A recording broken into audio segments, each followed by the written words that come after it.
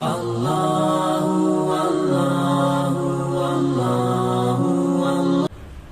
الله الرحمن الرحيم. ومن يطع الله ورسوله فأولئك مع الذين أنعم الله عليهم من النبيين والصديقين والشهداء والصالحين وحسن أولئك رفيقا. ذلك الفضل من الله وكفى بالله عليما. صدق الله العظيم.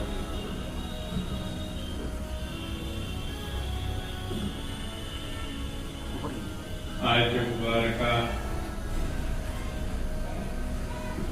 پچھلے کئی جمعہ سے اس کا ترجمہ اور اس کی تشریح آپ کے سامنے پیش کی جا رہی ہے. اب اس کا صرف 2 ٹکڑا باقی رہ گیا. دعا فرمائیے کہ اللہ کو توفیق دے کہ اس کو صحیح طور پر میں ادا کر سکوں. قرآن کریم ساری دنیا کی ہدایت کے لیے آیا ہے اور یہ ہدایت کی کتاب ہے. نہ کہانی کی ہے، نہ قصے کی ہے، نہ سائنس کی ہے، نہ تاریخ کی ہے. اگرچہ اس میں سب کچھ ہے مگر اصل موضوع اس کا ہدایت ہے، انسان کی ہدایت. اور انسان کو ہدایت کی کتنی ضرورت ہے وہ آپ آج کے حالات سے دیکھیے. اب تو دنیا بہت قریب آ گئی ہے، آنکھوں کے سامنے آ گئی ہے. ہر آدمی اس کو دیکھ رہا ہے دنیا کے کونے کونے میں کیا کیا ہو رہا ہے اور لوگوں کا کیا کیا طرز عمل ہے. وہ بالکل آدمی کے سامنے دکھائی دے رہا ہے. اب ایسی صورت میں آپ خیال فرمائیے کہ انسانوں کو ہدایت کی کتنی ضرورت ہے. اگرچہ علم کے بہت راستے نکل گئے ہیں اور آج علم، نالج، ٹیکنالوجی اپنے عروج پر ہے، اپنے شباب پر ہے. آدمی کو اتنا علم کبھی نہیں حاصل ہوا جو آج حاصل ہے. لیکن اس کے باوجود گمراہی ہے کہ بھیانک سیلاب کی صورت میں اور لوگ اس میں بہے جا رہے ہیں. اللہ کو تو بالکل دنیا سے لوگوں نے نکال دیا. اب خدا ان کے بیچ میں نہیں، خدا کو انہوں نے سائڈ کر دیا. یہ بے خدا زندگی ہے جو گزاری جا رہی ہے. بہرحال قرآن ان تمام غلطیوں کی اور گمراہیوں کی نشاندہی کرتا ہے اور اس کے بعد اس میں صحیح کیا ہے وہ بتاتا ہے. تو یہاں اللہ رب العالمین نے اس آیت مبارکہ میں یہ بتایا کہ اگر تم آخرت کی نعمت چاہتے ہو تو ان لوگوں کا ساتھ پکڑو جن کے رتبے اللہ کے یہاں بڑے ہوئے ہیں، جن کو اللہ نے مقام دیا ہے، عزت دی ہے، مرتبہ دیا ہے. ان کے راستے میں چلو، ان کے طریقوں کو اپناؤ. تاکہ تمہارا حشر انہیں کے ساتھ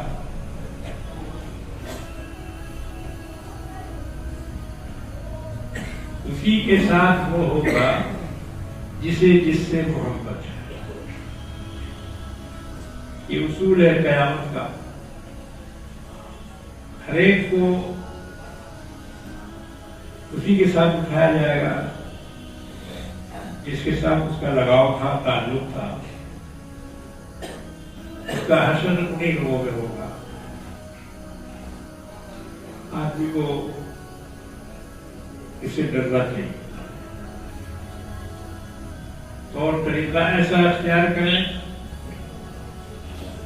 جو اللہ والوں کا ہو، نیک لوگوں کا ہو، جنتی لوگوں کا ہو. ایسے لوگوں کا طور طریقہ اختیار نہ کریں کہ جن کا طریقہ جہنمیوں کا ہے، جن کا شمار فرعون کے ساتھ، نمرود کے ساتھ، حامان شداد کے ساتھ، ابو جہل اور ابو لہب کے ساتھ، جن کا حشر ہوگا خدا نخواستہ ہمارا تعلق، ہمارا جوڑ اس سے نہ ہوگا. میرے بھائیوں، بزرگوں، دوستوں، یہاں اللہ رب العالمین نے 4 کیٹیگری کے لیے فرمایا کہ ان کا ساتھ پکڑو، یہ اللہ کے مقرب بندوں میں سے ہیں. ان میں سے سب سے پہلے تو نبیین ہیں، جن کا بیان مختصراً ہو چکا، اگرچہ بہت لمبا ہے وہ بیان، کیونکہ نبیوں کی بہت بڑی تعداد ہے اور ان میں ہر ایک کی خصوصیات الگ الگ ہیں. اللہ نے بہت سارے نبیوں کو دنیا میں بھیجا، اور تھوڑے سے نبیوں کا ذکر قرآن میں ہے، ورنہ نبیوں کی تعداد 1,24,000 سے زیادہ ہے. ہر ملک، ہر قوم، ہر قبیلے میں نبی آئے. ہمارے ملک ہندوستان میں بھی بہت سارے نبی آئے ہوں گے جن کا آج ایسا پتہ نہیں ہے. اس کی شکل بدل گئی، صورت بدل گئی، احکام بدل گئے، مگر جو کتاب ان کے پاس ہے پرانی، وید، اپنشد، پران، رگ وید، ان کے مطالعے سے پتہ چلتا ہے کہ یہ بھی موحد قوم ہے. ان کے یہاں بھی ایک اللہ کا تصور ہے، ایک ایشور کا تصور ہے، اور بتوں کی پوجا منع ہے، منع کیا گیا ہے ان کتابوں میں. تو لگتا ہے کہ یہ سب بھی نبیوں کے ذریعے سے آئی ہوئی. اب اس میں آنے کے بعد بہت سا رد و بدل ہے، جیسے انجیل، توریت، زبور، یہ سب جو آسمانی کتابیں ہیں، ان میں علماء یہود نے، علماء نصارہ نے بہت ساری تبدیلیاں کر دی. جو حلال تھا اس کو حرام بنا دیا، اور جو حرام تھا اس کو حلال بنا دیا. اب انجیل کی ایک تاریخ ہے، اس پر الگ چیپٹر ہے بات کرنے کی. آج دنیا میں تقریباً 250 قسم کی انجیل پائی جاتی ہے. 250، اور ہر انجیل الگ الگ ہے. یہ نہیں کہ سب میں ایک ہی بات. مگر دیکھو کیسے یہ بات چھپی ہوئی ہے، دبی ہوئی ہے، چھپی ہوئی ہے، لوگوں کو علم نہیں ہے. مگر یہ ایک بہت بڑا خلا ہے. کسی الہامی کتاب کا 250 کی تعداد میں الگ الگ ہونا، کسی میں کچھ لکھا ہے کسی میں کچھ لکھا ہے، یہ تو خود ایک بہت بڑا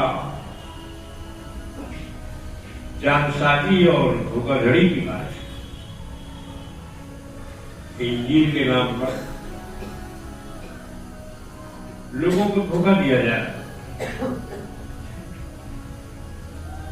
اسی طرح اور بھی کتابیں جو ہندوستان میں پائی جاتی ہیں، ہو سکتا ہے کسی نبی پر نازل ہوئی ہوگی۔ سب سے پہلے تو ہمارے ابا آدم علیہ السلام نے جو ہندوستان میں آئے تھے، ہندوستان والوں کو یہ بات معلوم ہے یا نہیں کہ پہلا پیغمبر ہندوستان میں اترا۔ آج بھی سری لنکا میں ابا آدم کے پاؤں کے نشان ہیں،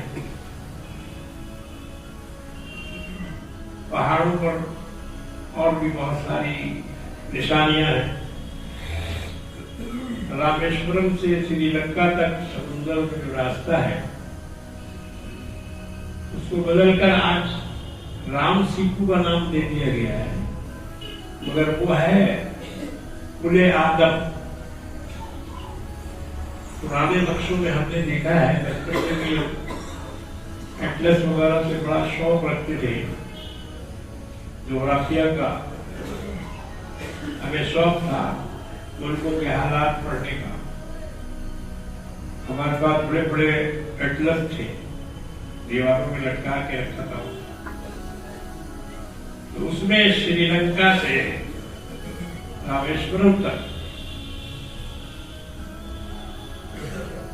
کچھ پہاڑیاں ہیں، نیچے پتھر ہیں، اگرچہ وہ پانی میں اب ڈوب گئے مگر اس کو پل آدم کہتے ہیں۔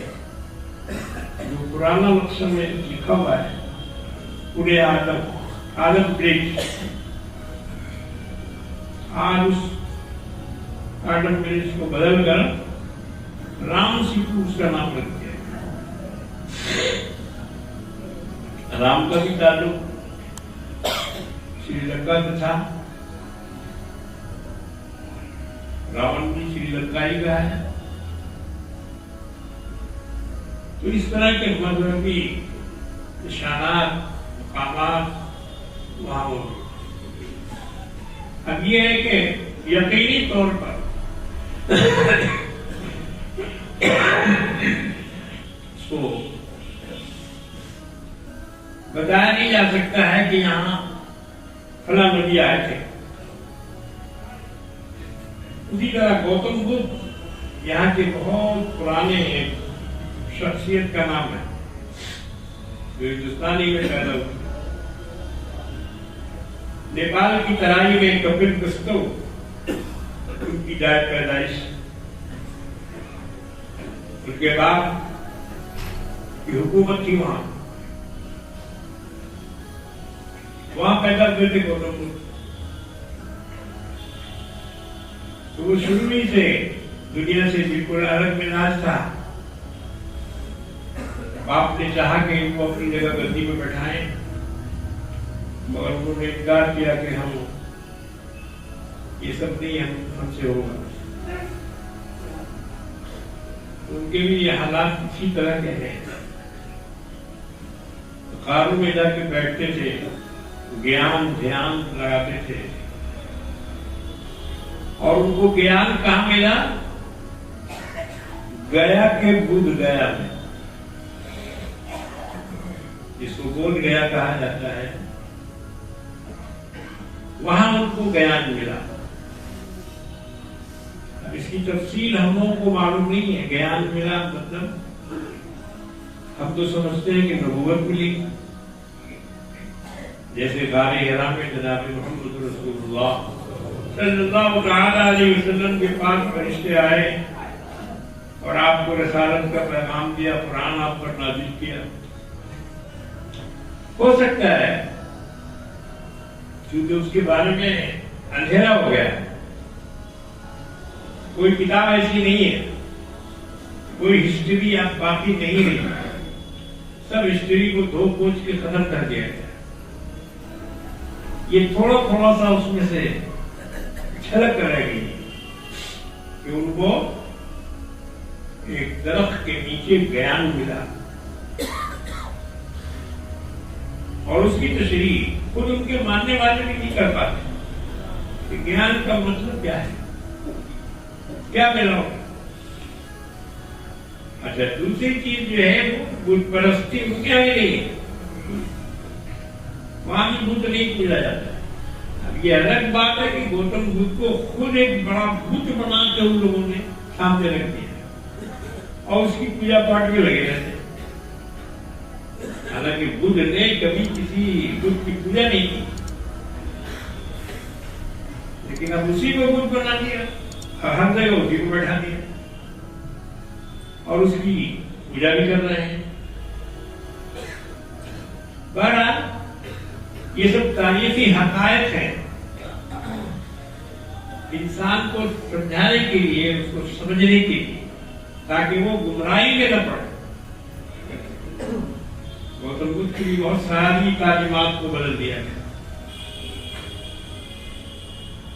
بعض لوگوں نے قرآن میں ایک پیغمبر کا نام آیا ہے، حضرت ذوالکفل علیہ السلام۔ ان کے بارے میں کوئی تاریخ ہمارے یہاں نہیں ہے، کہاں تھے، کب پیدا ہوئے اور کہاں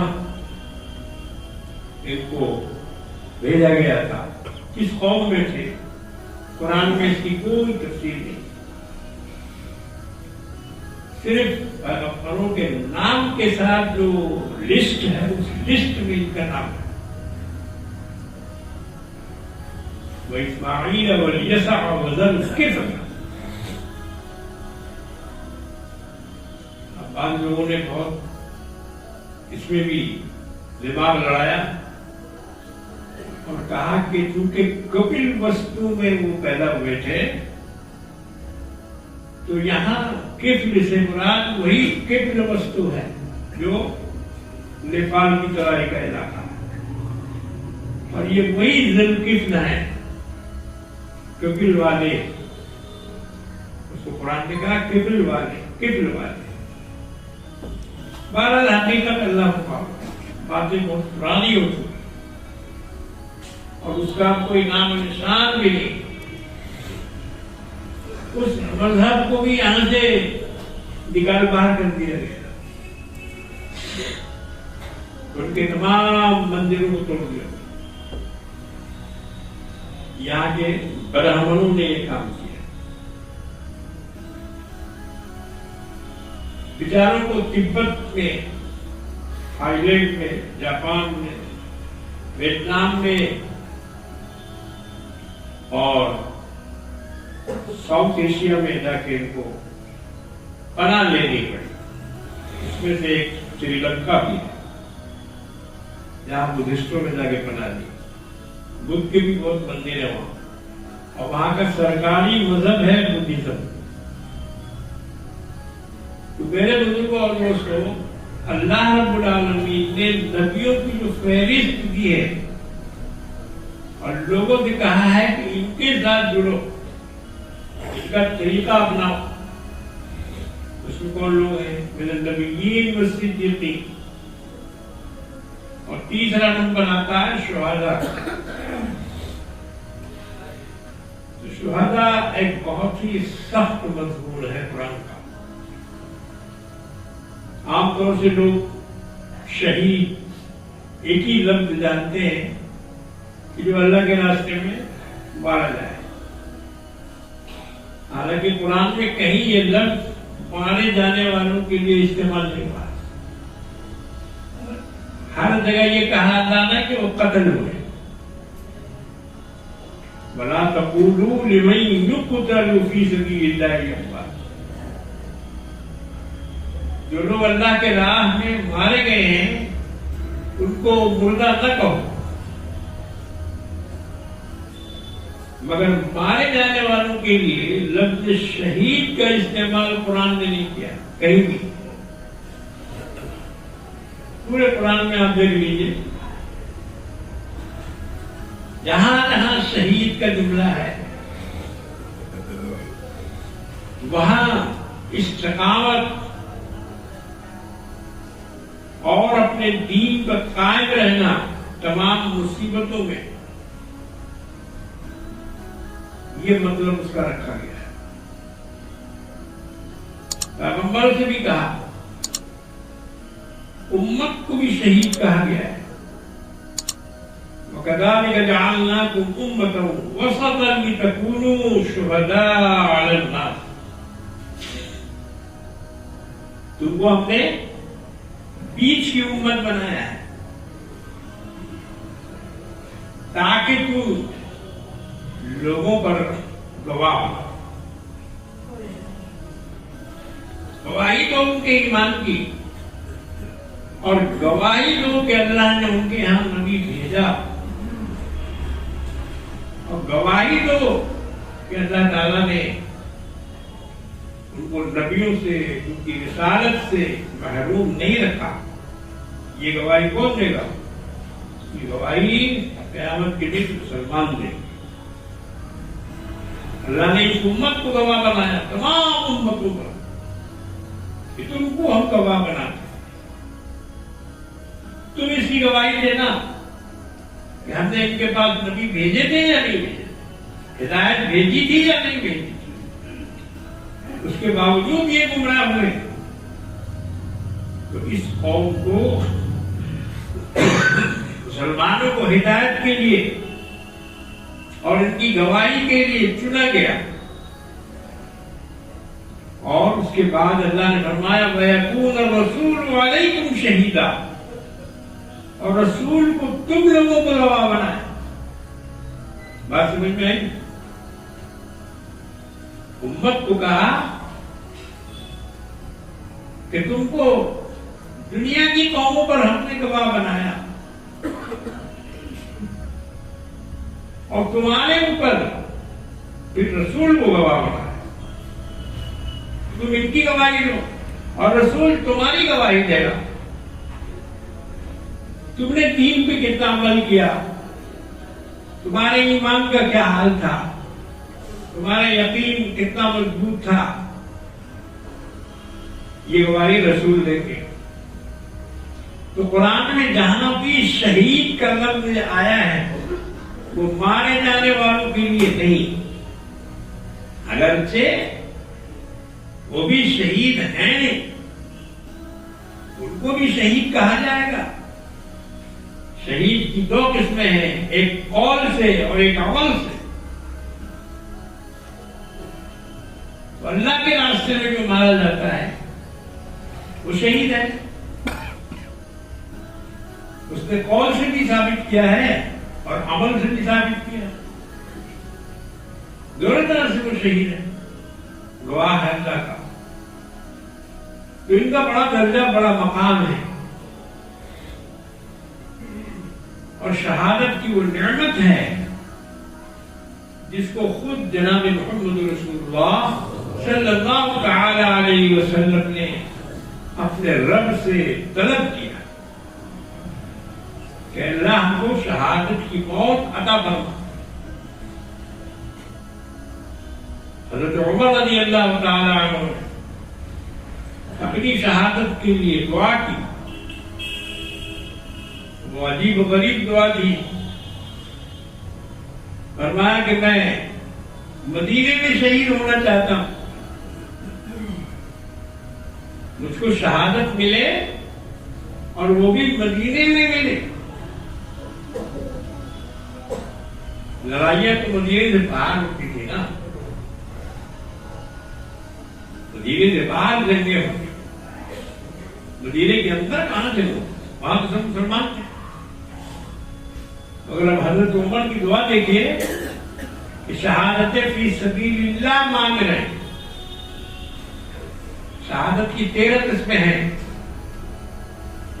شہیدوں کی 13 قسمیں ہیں. ان میں سب سے افضل قسم جو ہے وہ شہید فی سبیل اللہ، جو اللہ کے لیے، اللہ کے راستے میں اللہ کے کلمے کو بلند کرنے کے لیے شہید ہو۔ اس کا مقابلہ کفار سے، اس میں بھی 3 شرطیں ہیں۔ شہید فی سبیل اللہ کے لیے بھی 3 شرط ہیں۔ پہلی شرط یہ ہے کہ مقابلہ کفار سے ہو، اور دوسری شرط یہ ہے کہ اعلاء کلمت اللہ کے لیے ہو، اللہ کے دین کو، اللہ کے نام کو بلند کرنے کے لیے ہو۔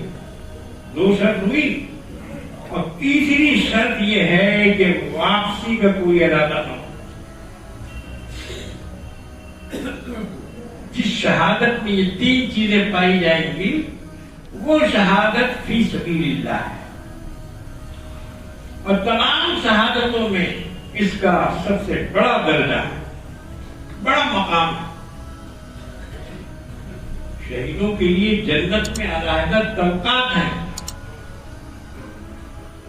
شہیدوں کی روحیں سبز پرندوں کے اندر رہتی ہیں، اور وہ جنت میں جہاں چاہتی ہیں گھومتی پھرتی ہیں، چلتی ہیں۔ شہیدوں کی لاش مٹی نہیں کھاتی۔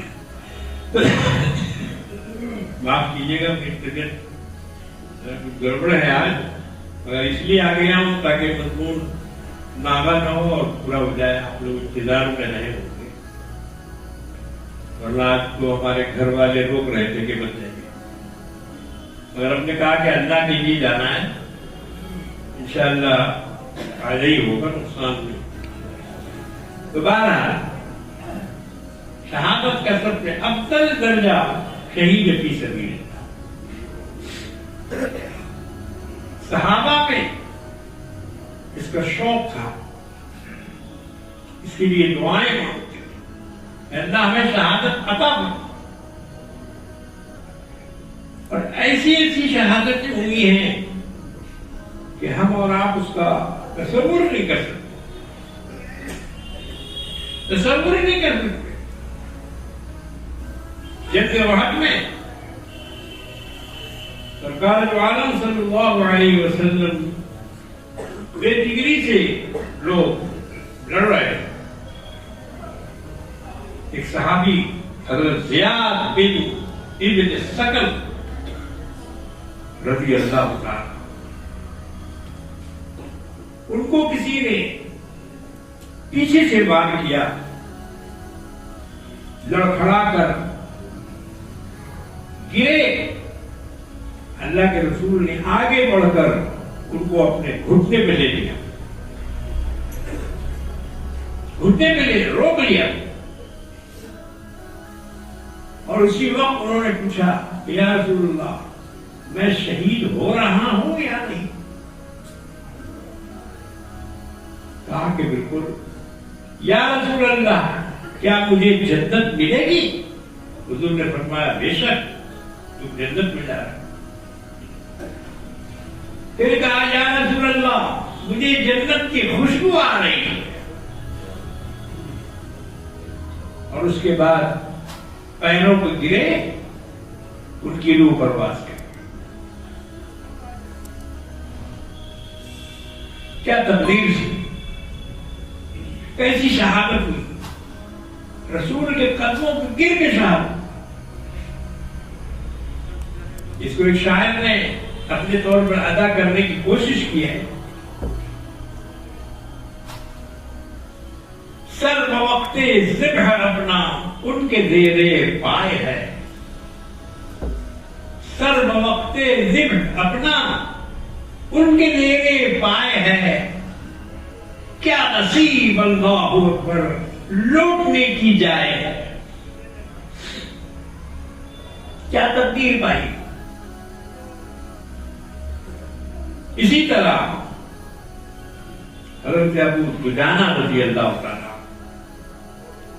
سر پر سرخ پٹی باندھ کر میدان جنگ میں حضور نے ان کو اپنی تلوار دی۔ حضور نے پوچھا تھا کہ یہ میری تلوار ہے، اس کا حق کون ادا کرے گا؟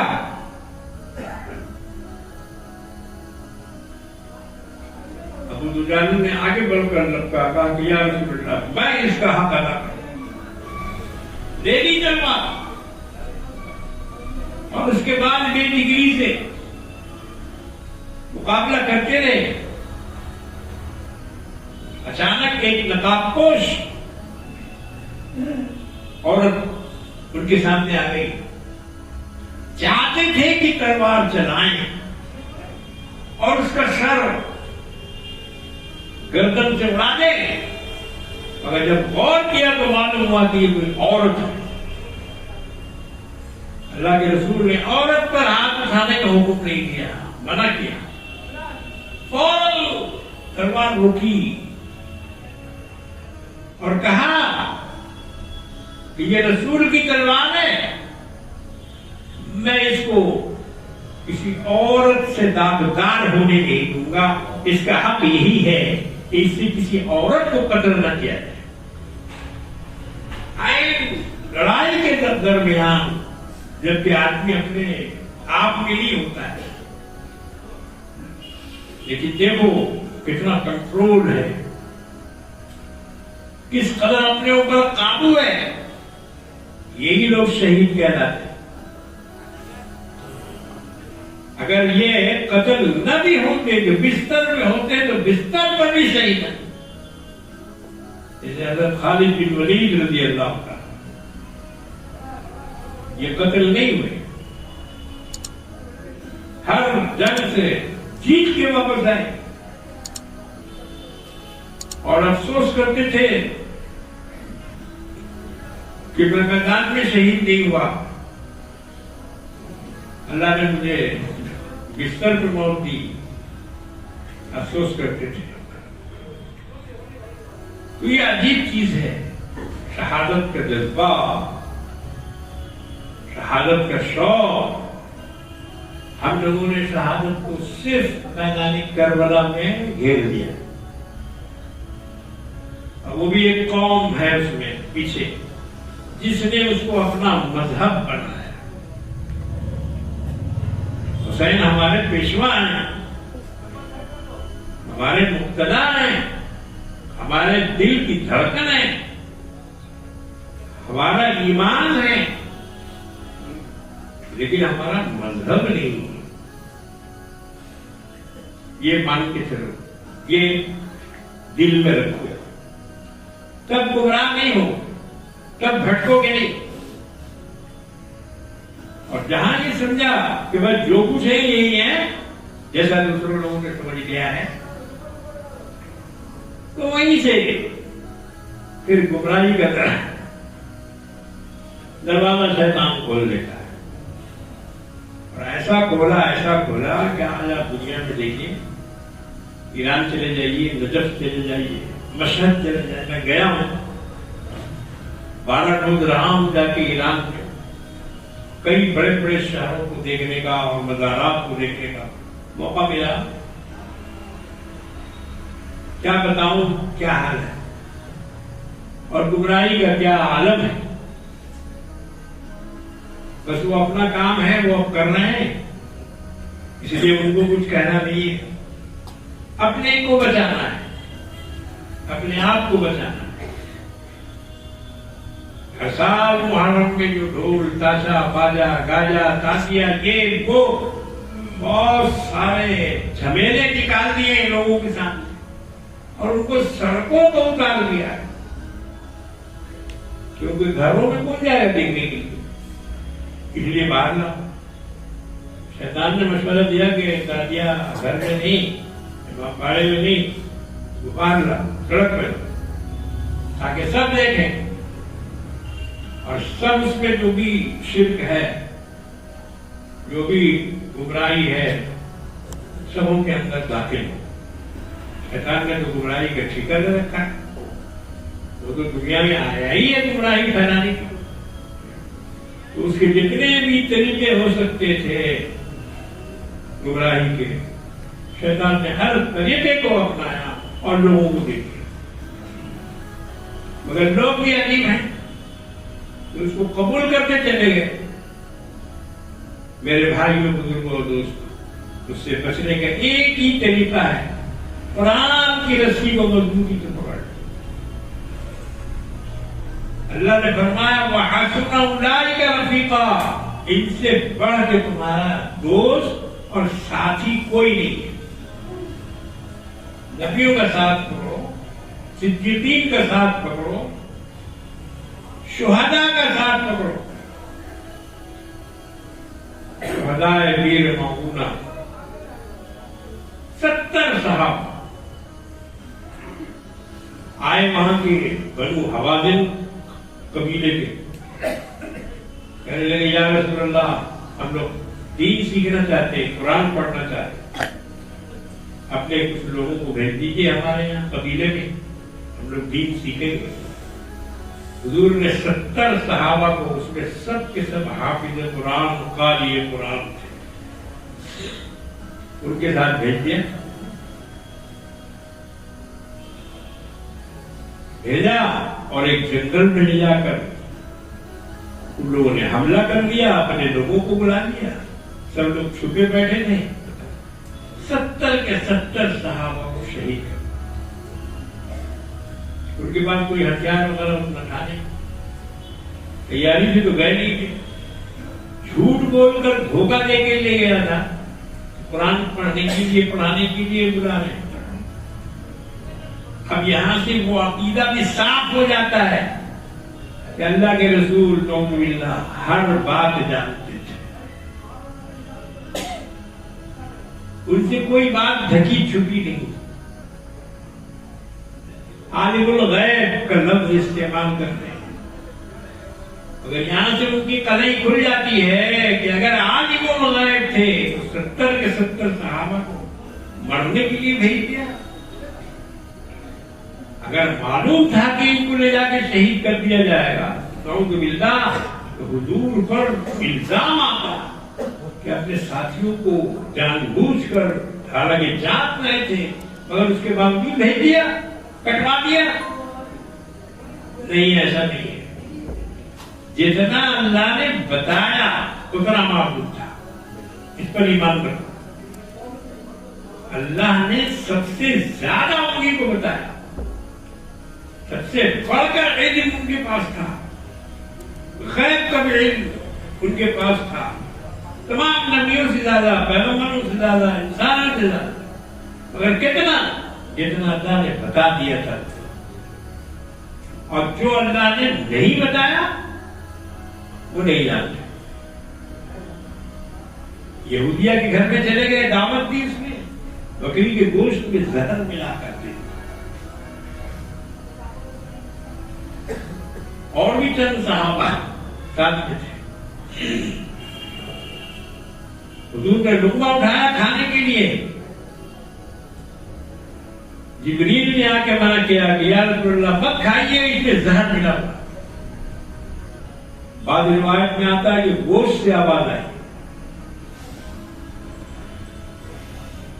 مگر ایک دو صحابہ کھا چکے تھے اور ان کا اسی جگہ دسترخوان ہی پر انتقال.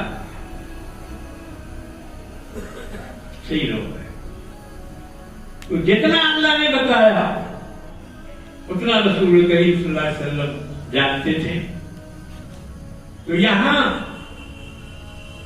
بیر معونہ کے موقع پر جو 70 صحابہ شہید ہوئے، ایک ایک صحابی نے پکارا. کس کو پکارا؟ وقت ہو گیا ہے، ختم کر رہا ہوں. کس کو پکارا؟ آج بہت ساری پکار لوگ پکار رہے ہیں، یا علی المدد، یا غوث، یا پیر صاحب، اور بہت سارے الفاظ ہیں جس سے پکارا جا رہا ہے اللہ کے بندوں. مگر بیر معونہ میں جو 70 صحابہ گئے تھے اور جنہوں نے شہادت کا جام کیا، انہوں نے کس کو پکارا تھا؟ پڑھو، کتاب اٹھاؤ، دیکھو حدیث، دیکھو شہداء بیر معونہ کا ایمان، ان کا یقین. کس کو پکارا وہاں؟ انجانے میں، جنگل میں، ویرانے میں لے جا کر جب ان کو شہید کیا جا رہا تھا انہوں نے یہ دعا مانگی کہ اللہ سے دعا مانگی، اللہ سے دعا مانگی. اور کیا دعا مانگی؟ ایمان مضبوط کرو، اپنا ایمان مضبوط کرو. یہ بھی دے سکتے ہیں، وہ بھی دے سکتے ہیں، یہ بھی ہے. صحابہ کے پاس کچھ نہیں تھا، ایک ایمان تھا، واحد تھے. کیا دعا مانگی؟ اے اللہ ہمارے اس حال کی خبر اپنے رسول جناب محمد رسول اللہ صلی اللہ تعالی علیہ وسلم کو پہنچا. یہ بھی نہیں کہ ڈائریکٹ المدد یا رسول اللہ. ٹھیک کرو ایمان، ایمان یہاں سے ٹھیک کرو. لبیک یا رسول اللہ، یہ سب شرکیہ جملے نکالے جا رہے ہیں. لبیک اللہم لبیک، لبیک یا رسول اللہ نہیں ہے، غلط ہے. مگر دیکھو شیطان کی کتنی ترکیبیں ہیں. اس نے لبیک میں بھی شرک کرا دی اور شرک کے الفاظ بتا دی. رسول اللہ سے کیا مطلب ہے لبیک؟ وہ تو حج پہ تلبیہ ہے جس میں اللہ کو پکارا جاتا ہے. اللہ کے لیے حج ہے، اللہ کے لیے عمرہ ہے، اللہ کے لیے احرام ہے، اللہ کے لیے لبیک ہے. اگر آپ نے شیطان کی چال دیکھی، یہ ہے چال، یہ گھسایا وہاں اس نے، شرک کو وہاں داخل کیا. پیر معونہ کے تمام شہداء نے دعا کی، اے اللہ ہم لوگوں کی اس حال کو، اس کی خبر اپنے رسول جناب محمد رسول اللہ صلی اللہ تعالی علیہ وسلم تک پہنچا دے. یہ ہے شہید، اور یہ ہے شہید کا مرتبہ. اللہ تبارک و تعالی ہمیں اور آپ کو سننے سے زیادہ سمجھنے اور عمل کرنے کی توفیق عطا فرمائے.